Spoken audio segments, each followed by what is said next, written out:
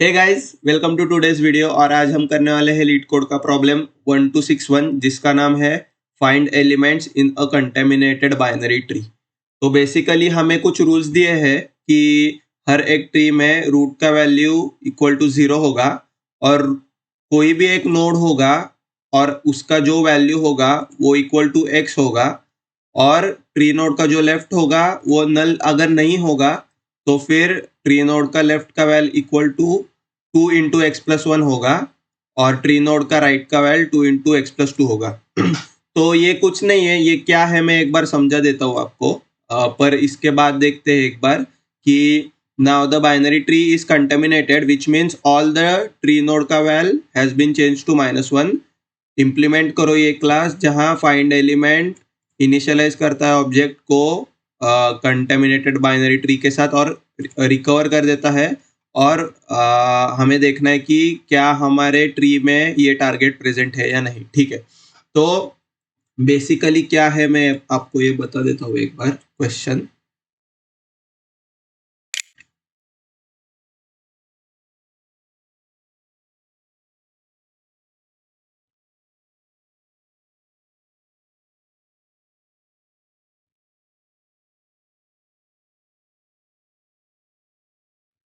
तो सबसे पहले हमारा रूट 0 से शुरू होता है या रूट की वैल्यू 0 होती है। ये सेट रूल है, इसलिए इसकी वैल्यू होगी 0। और हर एक नोड का जो वैल्यू है, फॉर एग्जांपल अगर इसका इंडेक्स पकड़ लो है 0 तो इसके लेफ्ट साइड का जो भी नोड होता है वो होता है इंडेक्स मल्टीप्लाइड बाय 2 + 1 जो कि है equal to 0 multiplied by 2 is 0 + 1 मतलब 1। तो ये इसका इंडेक्स होगा इस नोड का 1। सिमिलरली ये होता है किसी भी नोड के लेफ्ट वाले नोड का रूल। और किसी भी नोड का राइट वाला रूल क्या होता है, ये होता है लेफ्ट के लिए। एक नोड का अगर लेफ्ट चाइल्ड हो तो उसका इंडेक्स होगा ये, और किसी भी नोड का अगर राइट चाइल्ड हो राइट चाइल्ड हो तो उसका होगा ये वाला इंटू 2 + 2, ये होगा उसका इंडेक्स। तो इधर इसका इंडेक्स क्या होगा, वो होगा 0 खुद का इंडेक्स इंटू 2 + 2 क्योंकि ये राइट चाइल्ड है तो ये होगा इक्वल टू 2। तो यहाँ हम देख सकते हैं कि ये ऐसे ट्रू होल्ड करता है। सिमिलरली अगर इसका इंडेक्स है 1 और इसका ये नोड लेफ्ट चाइल्ड है तो इसका इंडेक्स होगा फिर से इंडेक्स इंटू 2 + 1 जो कि है इक्वल टू 3। और सिमिलरली क्योंकि ये नोड इसका लेफ्ट राइट चाइल्ड है तो इसका इंडेक्स होगा 1 × 2 + 2 जो कि है इक्वल टू 4। तो हमें at the end of the day ये समझ में आया है कि ये सब ट्री वगैरह सब कुछ भूल जाओ और डायरेक्टली हमारी जो कौन सी भी किसी भी ट्री जो बनेगी हमारी वो ऐसी बनेगी। ये है रूट, ये है और 2 रूट, फिर ये है और 2 रूट, फिर ये है और एक रूट और एक रूट, और ये होंगे उनके और रूट। ऐसे चलते रहेगा। और ये है होगा हमारा 0 इंडेक्स वाला नोड क्योंकि इंडेक्स हर बार रूट 0 से शुरू होता है। फिर ये होगा 1, ये होगा 2, ये होगा 3, ये होगा 4, ये होगा 5, ये होगा 6, ये होगा 7, ये होगा 8, ये होगा 9, ये होगा 10, ये 11, ये 12, ये 13, ये 14, ये 15, ये 16, ये 17, ये 18, ये 19 और ये 20। अगर आप कोई भी नोड चूज करो, फॉर एग्जांपल मैंने ये वाला नोड चूज किया तो उसका लेफ्ट आप देख सकते हो 5 मतलब इसका इंडेक्स इंटू 2 + 1 जो कि इक्वल टू 11, वही है इसके लेफ्ट इंडेक्स का आईडी। सिमिलरली आप यहाँ भी ऐसे चेक कर सकते हो उसका right index 5 × 2 + 2 which is equal to 12, तो यही है इसका ये इंडेक्स। तो अभी मैंने ले लिया फॉर एग्जांपल ये 9, तो 9 का लेफ्ट आप देख सकते हो 9 × 2 खुद का index into 2 + 1 is equal to 9, 18 + 1 is 19, इसलिए इस वाले लेफ्ट चाइल्ड का इंडेक्स है 19। Similarly 9 into 2 plus 2 is equal to 20, इसलिए इसके राइट चाइल्ड का इंडेक्स है 20। तो हमें बेसिकली ये पता चल गया है कि हमारा जो ये फॉर्मूला है उन्होंने ही दिया है, ये होल्ड ट्रू करता है हर एक नोड के लिए। तो हमें बस क्या करना है, अभी हमें ये पता चल गया कि अगर हमें रिकवर करना है ट्री को, और अगर इन नोड्स के हर एक नोड का वैल्यू होता -1 -1 -1 -1 -1 -1 -1 -1 -1 -1 ऐसे पूरे इंडेक्स पूरे ट्री का अगर होता -1 वैल्यू, तो हमें कुछ नहीं करना है, हमें हर एक नोड को अगर वो एग्जिस्ट करता हो तो उसको उसके इंडेक्स के साथ शुरू करके ट्रैवर्स करना है, और अगर उस नोड की वैल्यू इंडेक्स की वैल्यू से इक्वल नहीं हो तो वो हम इस नोड को कर देंगे वैल्यू 1, क्योंकि इसका इंडेक्स का वैल्यू वही होने वाला है। सिमिलरली इसको कर देंगे वैल्यू 2, क्योंकि इसके इंडेक्स का वैल्यू भी सेम करना है। तो हमारा एल्गोरिदम ऐसे बनता है कि traverse the tree passing corresponding index with it and change this node's value to index value। तो अगर ये नोड्स भी अगर एग्जिस्ट नहीं करते हो फॉर एग्जाम्पल, तभी भी हमारा ये जो था रूट वो पास होने वाला है या ट्रैवर्स होने वाला है 2 के पास से ही, इसलिए 2 ये इंश्योर कर लेगा कि ये जो नोड है इसका इंडेक्स 5 ही बने, 3 के बाद 4 आएगा ऐसा कुछ नहीं होगा, क्योंकि हम इंडेक्स पास कर रहे हैं हर एक नोड के साथ उसके चाइल्ड नोड्स के पास। तो ये होगा हमारा अप्रोच। फिर आपको एल्गोरिदम पता चल गया कि ट्रैवर्स करेंगे और इंडेक्स से सेट करेंगे, और फिर अगर हमें इससे तो हमारा ये रिकवर हो जाएगा पूरा ट्री, पर हम फाइंड कैसे करेंगे टारगेट, बहुत ही सिंपल है, एक सेट रख लेंगे और हर बार किसी भी हमें नोड के पास जाना हो तो मतलब उस नोड का इंडेक्स करता है प्रेजेंट, तो हम वो सेट में डाल देंगे। तो ये होगा हमारा सेकेंड स्टेप, जो कि होगा कि if this node exist add this node's index IDX in set. तो हर बार डायरेक्टली फाइंड में हम कर सकते हैं कि अगर मेरे सेट में ये टारगेट प्रेजेंट है, मतलब ये इंडेक्स प्रेजेंट है, तो रिटर्न कर दो ट्रू, एल्स रिटर्न कर दो फॉल्स। तो ये था हमारा अप्रोच और एल्गोरिदम, और अब हम ऐसे कोड करके देखते हैं एक बार, और फिर हम देखेंगे कि क्या हमारा कोड आ रहा है सही या नहीं। तो सबसे पहले मैं एक लिख देता हूँ यहाँ, जावा में करते हैं सबसे पहले। तो ये होगा मेरा रिकवर ट्री कॉल फंक्शन, जिसमें मैं रूट पास करूंगा और हमें इंडेक्स पास करना है, और इन लोगों ने ही कहा है कि मेरा रूट शुरू करता है 0 से, मतलब इसका 0 इंडेक्स होने वाला है, तो मैं 0 पास कर देता हूँ। फिर मैं बनाऊंगा हमारा पब्लिक वॉइड रिकवर ट्री, जो होगा ट्री नोड लेगा ये नोड और एक इंडेक्स लेगा हमारे से, और इसमें हमारा बेस केस यही होगा कि अगर मेरा नोड ही नहीं एग्जिस्ट करता तो मैं रिटर्न करूंगा नल। तो if node equal to null return कर देंगे हम।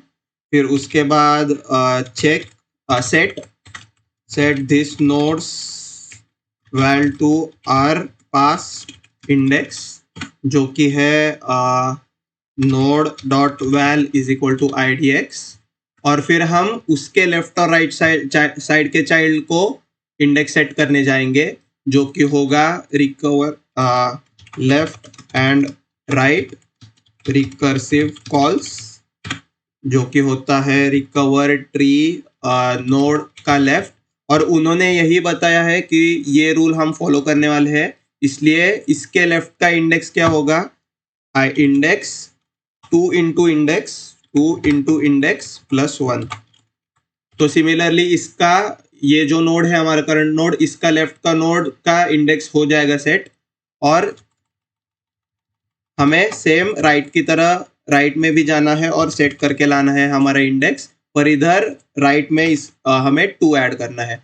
तो अगर ये मेरा खुद का नोड एग्जिस्ट करता हो तो हम ये भी देखने वाले थे कि हम सेट में ऐड करने वाले थे करंट नोड के इंडेक्स को, या डायरेक्टली से इंडेक्स को ऐड करेंगे या नोड के वैल्यू को, और उसके लिए हम एक कर देंगे हैश सेट डिक्लेयर इंटीजर का सेट, और ये सेट होगा इधर initialize set is equal to new hash set,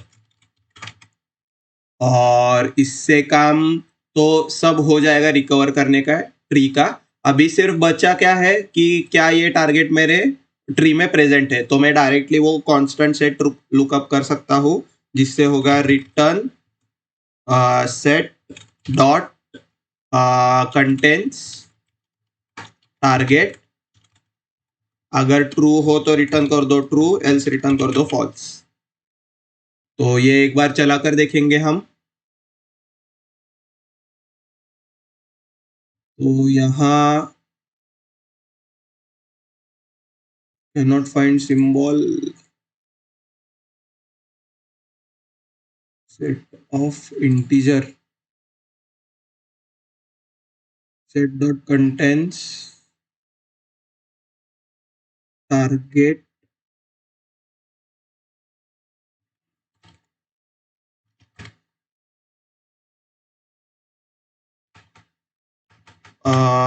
set में target content equal to true return to, okay contents का स्पेलिंग गलत है, TAINS। ठीक है, तो ये एक्सेप्ट हो रहा है, एक बार सबमिट करके देखेंगे, और ये सबमिट भी हो रहा है। ठीक है, अभी हम इसे एक बार CPP में भी लिख लेते हैं। तो ये है हमारा CPP। सेम करेंगे यहाँ, सबसे पहले रिकवर ट्री को करेंगे कॉल रूट पास करते हुए, और ये होगा हमारा वॉइड रिकवर ट्री, जो लेगा ट्री नोड का एक नोड और लेगा वो इंटीजर एक इंडेक्स का, और यहाँ इंटीजर रूट के लिए हम पास करने वाले हैं 0। फिर उसके बाद हम लिखेंगे ये रिकवर ट्री वाला फंक्शन, जिसमें हम अगर इफ नोड एग्जिस्ट ही नहीं करता हो तो रिटर्न करेंगे, मतलब ये नोड मेरा नल है। फिर उसके बाद ये है हमारा बेस केस,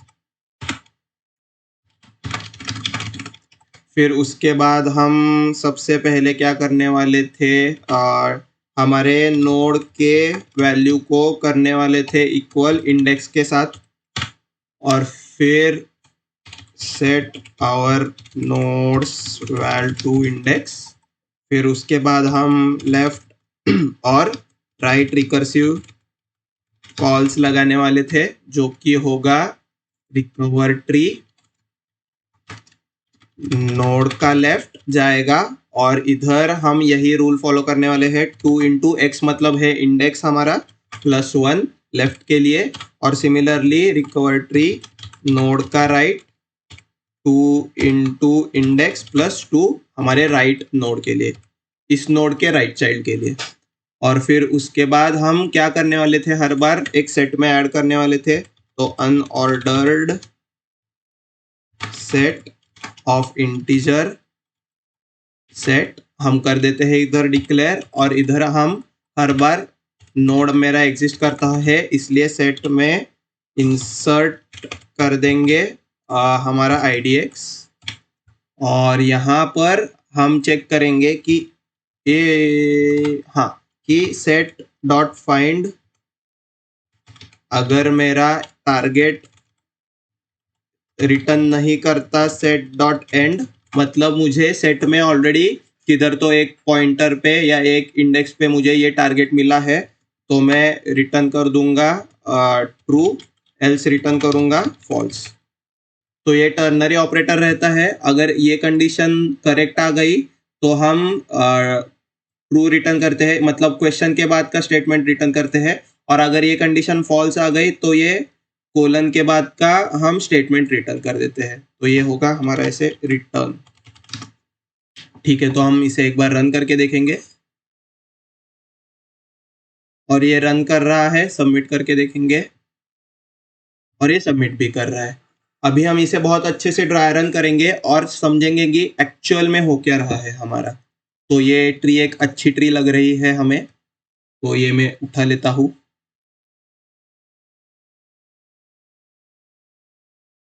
तो क्या होता है, सबसे पहले हमारा ये स्टैक भी बना लेता हूँ, कोई प्रॉब्लम नहीं है। ये ए है, ए बी सी और डी। तो सबसे पहले क्या होता है, मैं कोड भी ला लेता हूँ हमारा।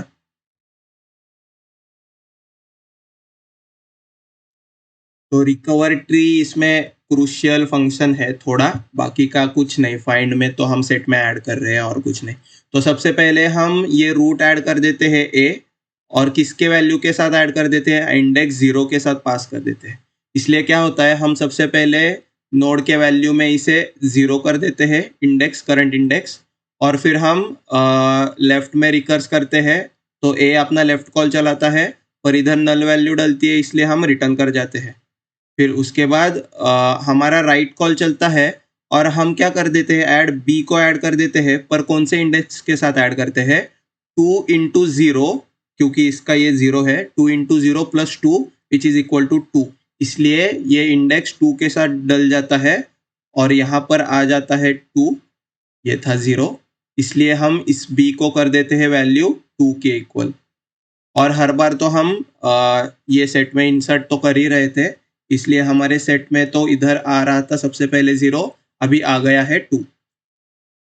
उसके बाद क्या होता है, 2 क्या करता है, अपना लेफ्ट कॉल चला देता है और ऐड कर देता है सी को, पर किसके साथ ऐड कर देता है ये देख सकते हो आप, 2 × इंडेक्स 2 का क्या है, 2 + 1 जो कि इक्वल टू है 5। इसलिए ये सी ऐड हो जाता है इंडेक्स 5 के साथ, और ये हम 5 में कर देते हैं, इस वैल्यू को, सी के वैल्यू को कर देते हैं इधर 5 इंडेक्स के बराबर। और फिर क्या होता है, हम ऐड कर देते हैं सी को इंसर्ट सेट में, तो ये ऐड हो जाता है 5। और फिर उसके बाद सी अपना लेफ्ट कॉल चलाता है फिर से। तो सी जब अपना लेफ्ट कॉल चलाता है तब ऐड हो जाता है इधर स्टैक में डी, पर कौन से इंडेक्स के साथ, क्योंकि ये लेफ्ट वाला चाइल्ड है, इसलिए हम वही फॉर्मूला अप्लाई करते हैं, जो कि है 2 × खुद का इंडेक्स 5 + 1, तो ये होता है इक्वल टू 11। इसलिए ये डी हो जाता है ऐड 11 के साथ। तो हम क्या करते हैं, डी के लिए ये बना देते हैं 11 वैल्यू नोड की, और सेट में ऐड कर देते हैं 11। फिर उसके बाद डी अपना राइट कॉल चलाता है, पर नल ऐड होता है और नल रिटर्न कर देता है बेस केस से इधर से। लेफ्ट कॉल भी चलाता है डी अपना राइट से पहले, पर फिर भी होना तो वही था कि ये नल ऐड होता है यहाँ, और नल से हम रिटर्न कर जाते हैं दोनों टाइम, और डी के दोनों कॉल हो जाते हैं पूरे। फिर डी खुद स्टैक से चला जाता है। फिर उसके बाद 5 अपना राइट कॉल चलाता है, स्टैक में नल ऐड करता है, नल से रिटर्न कर जाता है, बेस केस है क्योंकि ये। और फिर 5 के दोनों कॉल हो चुके होते हैं, इसलिए 5 भी खुद चला जाता है स्टैक से। फिर बी से हम राइट कॉल चलाते हैं, स्टैक में नल ऐड हो जाता है, और नल से हम रिटर्न कर जाते हैं बेस केस से।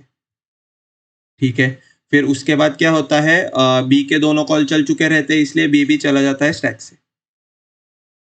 और फिर ए में भी अब हम देखते हैं कि हमारे भी दोनों कॉल चल चुके हैं, इसलिए हम भी चले जाएंगे स्टैक से। तो ये पूरा ऐसे हो जाता है रिकवर हमारा ट्री।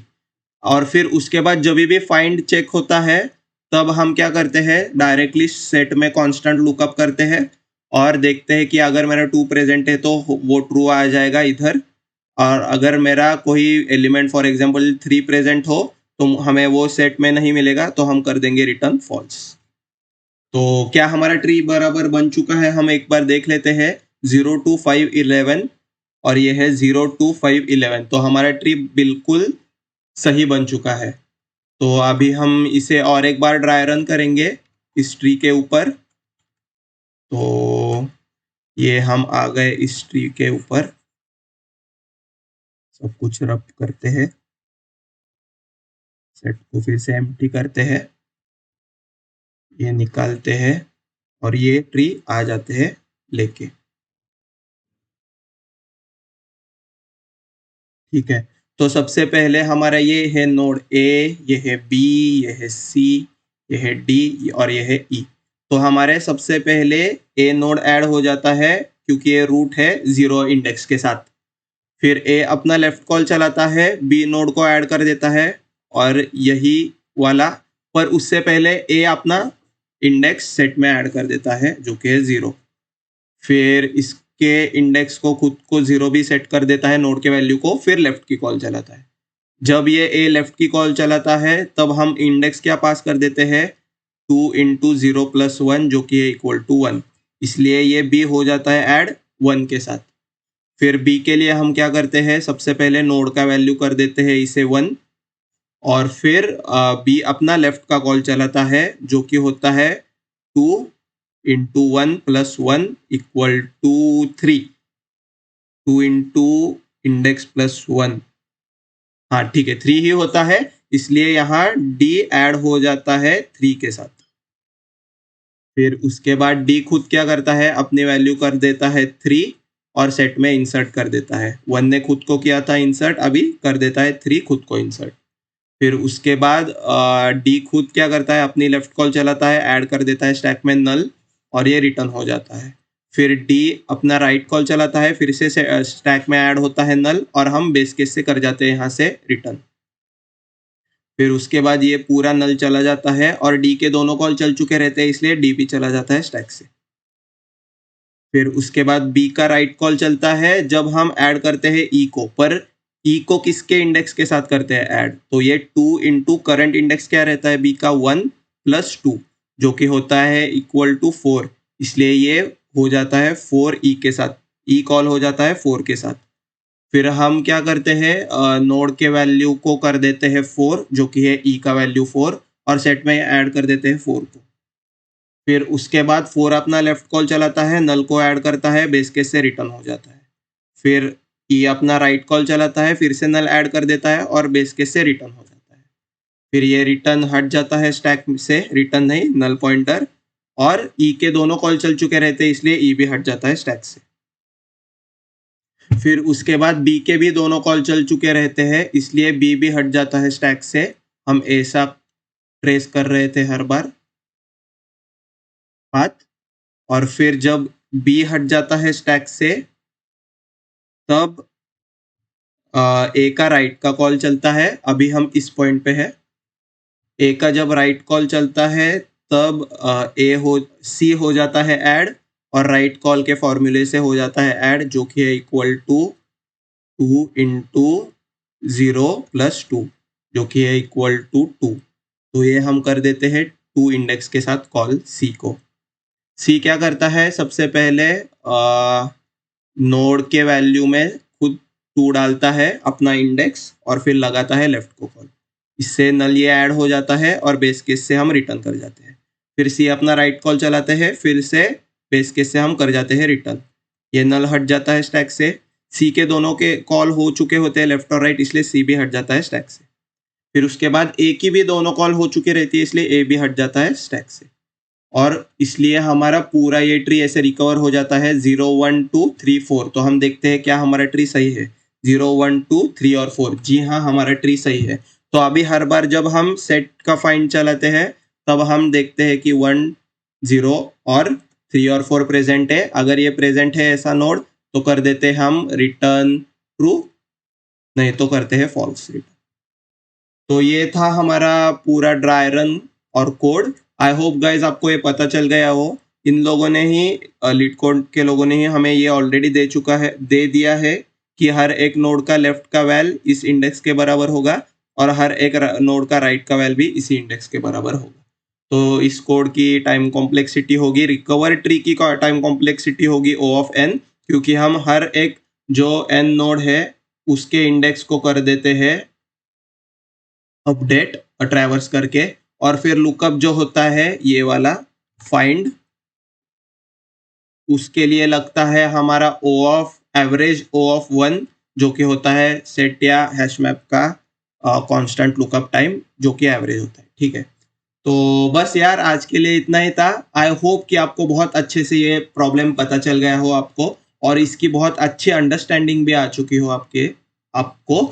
और प्लीज प्लीज प्लीज ये खुद से ड्राई रन करके देखिए, क्योंकि ये ड्राई रन, ऐसे कोड्स ड्राई रन करने के बाद ही हमें और ज़्यादा ग्रेटर डेप्थ में अंडरस्टैंडिंग मिलती है इस कोड की। और अभी खुद जाओ, ड्राई रन करो, और ये सबमिट करके इस चैनल के कमेंट्स में, इस वीडियो के कमेंट्स में मुझे बताओ कि आपने सबमिट कर दिया है ये वीडियो और ये प्रॉब्लम। और अब हम मिलेंगे नेक्स्ट वीडियो में। टिल देन कीप कोडिंग और keep dry running. Bye bye guys.